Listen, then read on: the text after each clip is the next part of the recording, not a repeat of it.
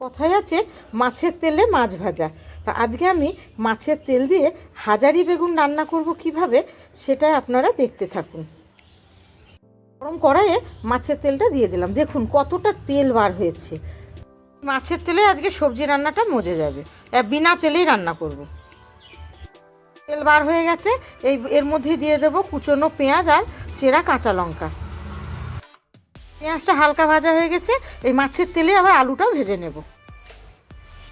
বাঙালিদের তরকারিতে আলু না দিলে ভালো লাগে না, তাই এই মাছের তেলের মধ্যে একটু আলু দিয়ে দিলাম। মাছের তেলে আলু ভাজা হয়ে গেছে, এবার দিয়ে দিতে হবে আদা রসুন বাটা,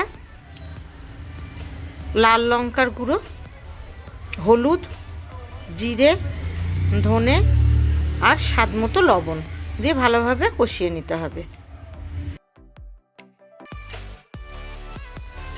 মশলা দিয়ে আলুটা ভালোভাবে কষানো হয়ে গেছে, এবার দিয়ে দিলাম হাজারি বেগুন। আর হাজারি বেগুনটা মশলার সঙ্গে ভালো করে নাড়াচাড়া করে নিচ্ছি।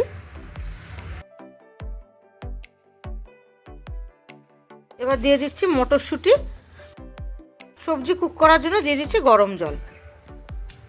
সবজিগুলো সিদ্ধ হওয়া পর্যন্ত কুক করে নেব।